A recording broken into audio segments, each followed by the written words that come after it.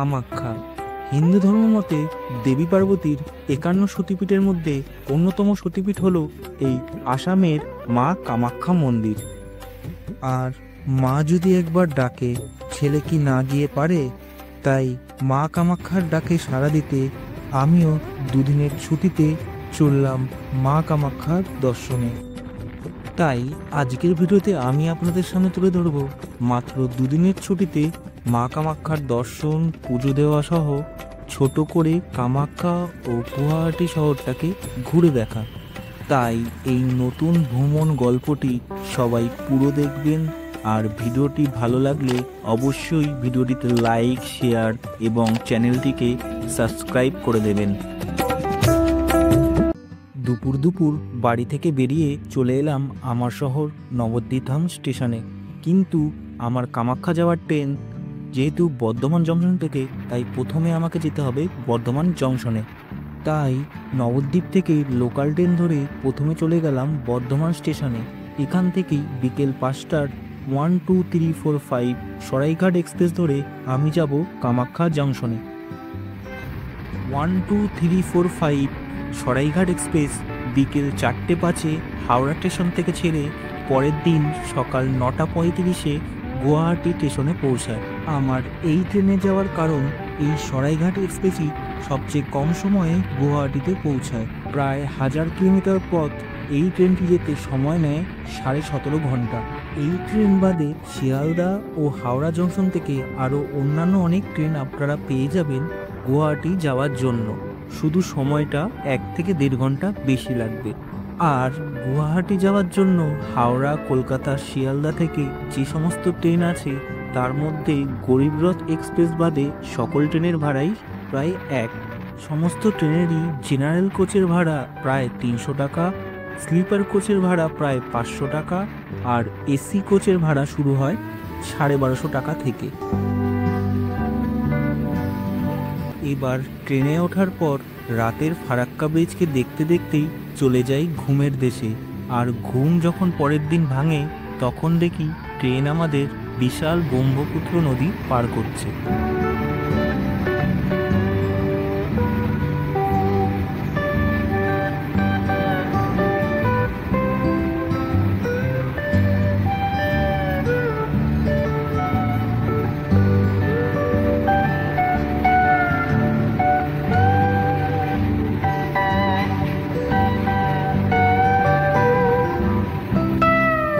চলন্ত ট্রেনে সকালের চা খেতে খেতে এত সুন্দর ব্রহ্মপুত্র নদীর দৃশ্য দেখার অনুভূতিই আলাদা। আরও কিছু ঘন্টা যাওয়ার পর আমাদের ট্রেন অবশেষে এসে পৌঁছালো কামাখ্যা জংশনে। এছাড়া আপনারা আকাশপথেও এখানে আসতে পারেন। তার জন্য আপনাদের প্লেনে করে প্রথমে নামতে হবে গুয়াহাটি এয়ারপোর্টে এবং সেখান থেকে বাস বা গাড়ি করে আপনারা এখানে আসতে পারেন। লেট না করে ব্যাগপত্র গুছিয়ে নিয়ে নেমে পড়লাম কামাখ্যা জংশনে। আর আপনারা যারা কামাখ্যা মন্দির দর্শনে আসবেন তাদের যে বলছি, আপনারা এই কামাখ্যা জংশনেই নামবেন। স্টেশন থেকে বেরিয়েই বাইরে আপনারা মূল মন্দিরে যাওয়ার জন্য অনেক অটো এবং শেয়ার কার পেয়ে যাবেন। স্টেশন থেকে একটু দূরে মেন রোডে আপনারা বাসও পেয়ে যাবেন। কিন্তু বাস বা অটো আপনাদের পাহাড়ের নিচেই যে মেন গেট সেখানে নামিয়ে দেবে। সেখান থেকে আবার গাড়ি ধরে আপনাদের ওপরে যেতে হবে।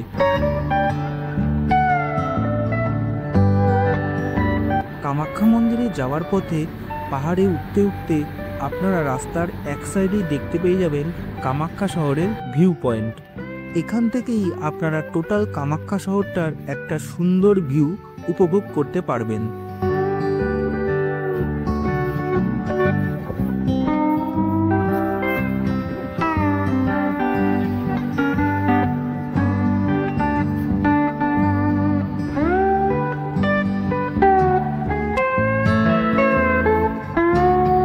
এরপর গাড়ি আপনাদের সোজা নীলাচল পর্বতের পাহাড়ের উপর মন্দিরের কাছের বাস স্ট্যান্ড বা অটো স্ট্যান্ডের কাছে নামিয়ে দেবে।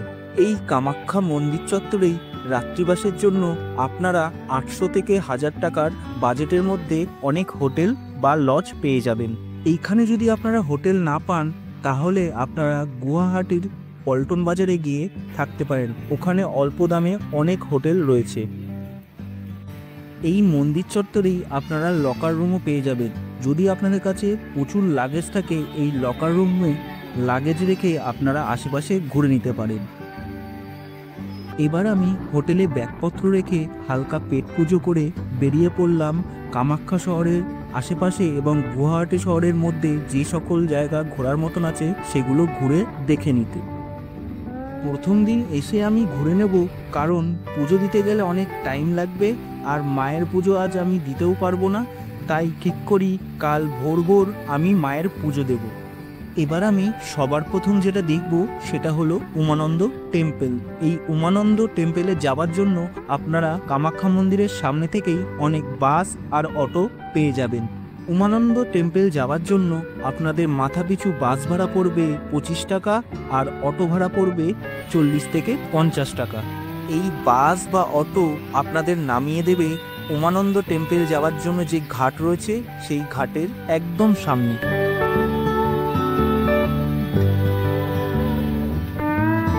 আর বলে রাখি, এই উমানন্দ টেম্পল আপনারা দুটি পথে যেতে পারবেন, একটি হচ্ছে জলপথে লঞ্চে করে আর অন্যটি হচ্ছে রোপওয়ে করে। জলপথেও আপনারা দুভাবে যেতে পারবেন, একটা সরকারি লঞ্চে করে যার আপ ডাউন ভাড়া 40 টাকা আর অপরটা প্রাইভেট লঞ্চে করে যার আপ ডাউন ভাড়া 200 টাকা।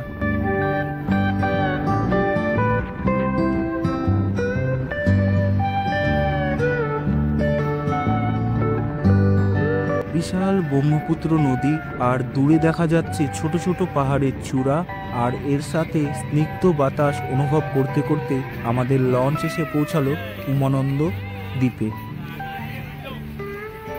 এই উমানন্দ দ্বীপটি হলো বিশ্বের সবচেয়ে ছোট নদী দ্বীপ, আর এই মন্দিরের প্রধান পূজিত দেবতা হলেন শিব, অর্থাৎ আমাদের সবার প্রিয় মহাদেব। এই মন্দিরটি 1994 খ্রিস্টাব্দে আহোম রাজা গদাধর সিংহ নির্মাণ করেছিলেন। উমানন্দ মন্দিরটি প্রতিদিন সকাল 5:30 থেকে সন্ধে 6টা পর্যন্ত ভক্তদের জন্য খোলা থাকে। এই মন্দিরের উমানন্দ কথাটির অর্থ হল উমা অর্থাৎ পার্বতী আর আনন্দ অর্থাৎ সুখ, যার মূল অর্থ হল শিব ও পার্বতীর সুখের প্রতীক।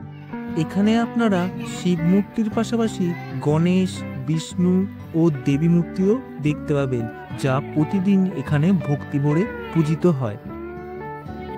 মন্দির থেকে বেরিয়ে এবার চলে এলাম লঞ্চে কচারি ঘাটে ফেরার জন্য।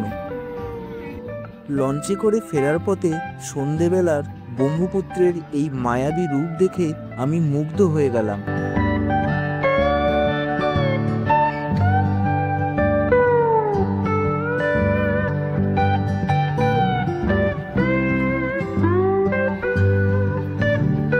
এবার এই কচারি ঘাট বা উমানন্দ ঘাটের কাছ থেকেই বাস ধরে চলে এলাম তিরুপতি বালাজি মন্দিরে। এই বালাজি মন্দিরটি গুয়াহাটি জাতীয় সড়ক NH-37-এর ঠিক পাশেই অবস্থিত। এই বালাজি মন্দিরের গেট খোলা থাকে সকালে 7টা থেকে 11টা পর্যন্ত আর বিকেলে 3:30 থেকে 8টা পর্যন্ত।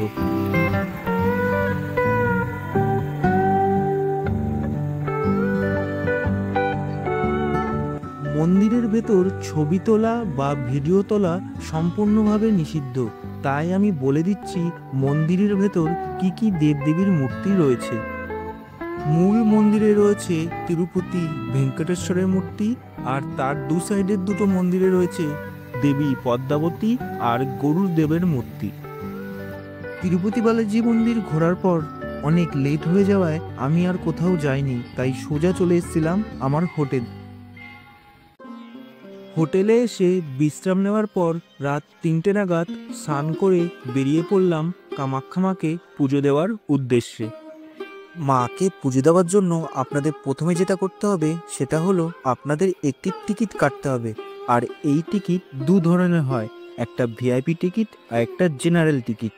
জেনারেল টিকিটের জন্য আপনাদের কোনো টাকা দিতে হবে না, তবে আমার মতোই রাত থাকতে থাকতে এসে এরকম লম্বা লাইনে দাঁড়িয়ে আপনাদের জেনারেল টিকিট সংগ্রহ করতে হবে। তবে ভিআইপি টিকিট আপনাদের টাকা দিয়েই সংগ্রহ করতে হবে, তার জন্য আপনাদের এত রাত থাকতেই লাইন দিতে হবে না। পুজো দেওয়ার জন্য জেনারেল লাইনে গড়ে প্রতিদিন 2100 থেকে 2200 টিকিট দেওয়া হয়। কাউন্টার থেকে জেনারেল টিকিট সংগ্রহ হয়ে গেলে এবার ওই টিকিট নিয়ে গিয়ে দেখিয়ে আপনাকে মায়ের পুজো দেওয়ার লাইনে দাঁড়াতে হবে। মায়ের মন্দির প্রাঙ্গণ খুলে যায় ভোর 5:30টায়, তবে ভক্তদের পুজো দেওয়ার জন্য মন্দির প্রাঙ্গণ খোলে সকাল 8টার সময়।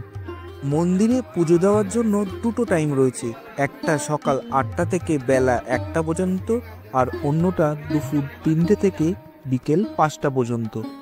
বেলা 1টা থেকে 2:30 পর্যন্ত মন্দিরের দরজা বন্ধ থাকে, আর বিকেল 5:30টার পর মন্দির প্রাঙ্গণ বন্ধ হয়ে যায়।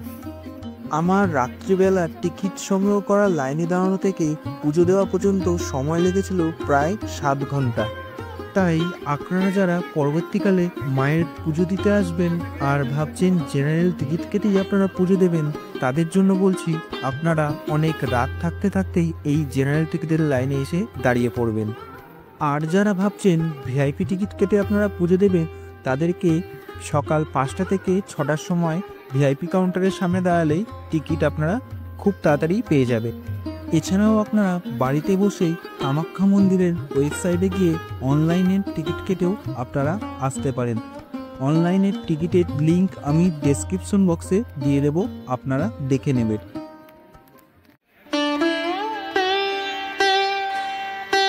নীলাচল পাহাড়ে অবস্থিত এই কামাখ্যা মন্দির একটি প্রাচীন ও পবিত্র শক্তিপীঠ। এই মন্দির হিন্দু ধর্মের তান্ত্রিক উপাসনার অন্যতম প্রধান কেন্দ্র।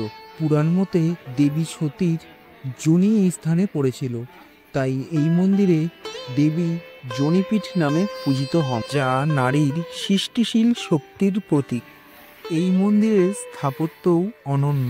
লাল পাথরে করা গম্বুজ, সুদৃশ্য শিলালিপি, খোদাই করা মূর্তি আর ধূপের সুগন্ধ মিলে মন্দিরটাকে এক অদ্ভুত মায়াময় পরিবেশে ভরিয়ে তোলে।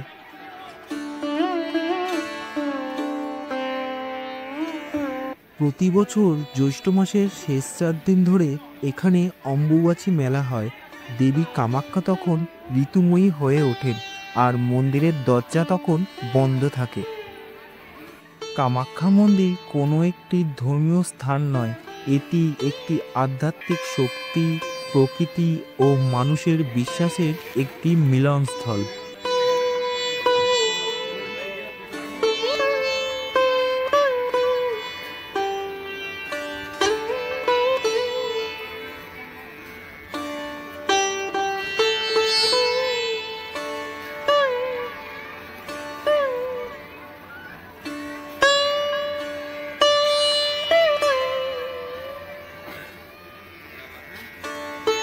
মন্দিরের আশেপাশেই আপনারা অনেক দোকান পেয়ে যাবেন, যেখান থেকে আপনারা পুজোর ডালি কিনে নিয়ে গিয়ে মায়ের কাছে পুজো দিতে পারবেন। মায়ের কাছে পুজো দেওয়া কমপ্লিট করে এবার আমি চলে এলাম এই মন্দিরের দুপুরবেলার ভোগ গ্রহণ করতে। এই ভোগ গ্রহণের জন্য আপনাদের প্রথমে চলে আসতে হবে অন্ন সেবা ক্ষেত্রে। এখান থেকেই আপনাদের একটি টোকেন সংগ্রহ করতে হবে। এই টোকেন নেওয়া হয়ে গেলেই অন্ন সেবা ক্ষেত্রের ঠিক উল্টো দিকে আপনারা এই টোকেন দেখেই মায়ের ভোগ বসে খেতে পারবেন। মায়ের প্রসাদ খাওয়ার পর শুধু এইটুকুই বলতে পারি, মায়ের এই প্রসাদের স্বাদ জাস্ট অতুলনীয়। দুপুরে খাওয়ার পর হোটেলে একটু রেস্ট নিয়ে আবার বিকেলে বেরিয়ে পড়লাম মন্দিরের আশপাশটা ঘুরে দেখার জন্য। ঘুরতে ঘুরতে চলে আসি ভুবনেশ্বরী মন্দিরে, কিন্তু সন্ধে হয়ে যাওয়ায় তখন ভুবনেশ্বরী মন্দিরের গেট বন্ধ হয়ে গেছিল। এই ভুবনেশ্বরী মন্দির প্রাঙ্গণ থেকে আপনারা দেখতে পেয়ে যাবেন ব্রহ্মপুত্র নদী সহ কামাখ্যা গুয়াহাটি শহরের একটা সুন্দর ভিউ। সন্ধ্যাবেলা পাহাড়ের উপর হাওয়া বইছে আর সামনে এত সুন্দর ভিউ, আমি জাস্ট চোখ সরাতে পারছিলাম না।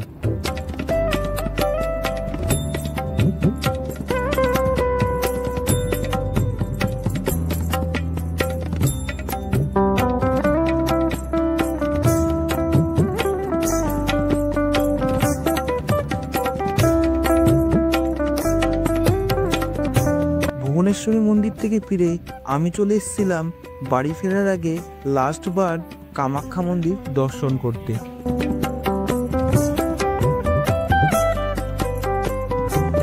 রাতের এই কামাখ্যা মন্দির যেন তার এক আলাদা মায়াবী রূপ তৈরি করেছে।